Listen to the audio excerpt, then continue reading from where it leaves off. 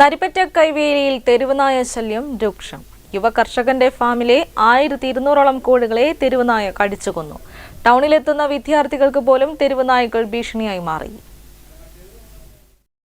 നരിപ്പറ്റ പഞ്ചായത്തിലെ കൈവേലിയിൽ യുവ കർഷകൻ ചമ്പിലോറ ലിബിത്തിന്റെ ഉടമസ്ഥയിലുള്ള വള്ളിത്തറയിൽ ഫാമിലുള്ള കോഴിയും കുഞ്ഞുങ്ങളുമടക്കം 1200ഓളം കോഴികളെയാണ് തെരുവുനായ്ക്കൾ ആക്രമിച്ചു കൊന്നത്.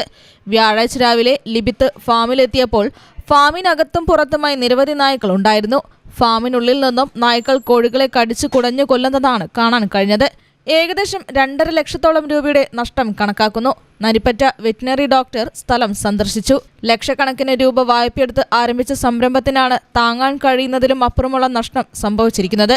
കൈവേലി അങ്ങാടിയിലും പരിസരങ്ങളിലും തെരുവുനായ ശല്യം അതിരൂക്ഷമായി കൊണ്ടിരിക്കുകയാണെന്നും വിദ്യാർത്ഥികൾ ഉൾപ്പെടെ ഭയത്തോടെയാണ് ടൗണിൽ ഇറങ്ങുന്നതെന്നും ലിബിത്ത് പറഞ്ഞു.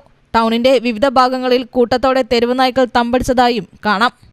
ഫാമിൽ വന്നു നോക്കുമ്പോൾ കണ്ടത് പറഞ്ഞാൽ കോഴികളെ കംപ്ലീറ്റ് കടിച്ച് കൊന്ന് ഇട്ടൊരവസ്ഥയാണ്. ഒരു 4 നായി ഉള്ളിലും ഒരു 5-6 നായി പുറത്തു പോയിട്ടാണ് കണ്ടത്.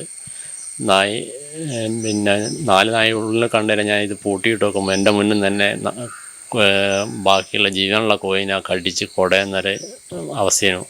അന്നേരം ഞാൻ പിന്നെ ഇത് തുറന്ന് എല്ലാത്തിനെയും തച്ച് ഓടിച്ച് പിന്നെ ലാസ്റ്റ് JCB വിളിച്ച് എല്ലാത്തിനെയും കുഴിച്ച് മൂടുകയാണ് ചെയ്തത്. പിന്നെ നഷ്ടം ഒരു 2 ലക്ഷം റുപ്യൻ്റെ മേലെ എന്തായാലും നഷ്ടം ഉണ്ടാവുമെന്നാണ് തോന്നുന്നത്.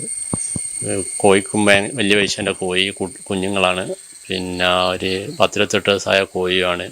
അങ്ങനെയാണെങ്കിൽ ഒരു 10-40 ചാക്ക് തീറ്റേൻ്റെ മേലെ അത് തിന്നിട്ടുണ്ടാവും. ഒരു ചാക്ക് തീറ്റയ്ക്ക് തന്നെ ആടെ നമ്മൾ കുറ്റിയടി കൊടുക്കണം.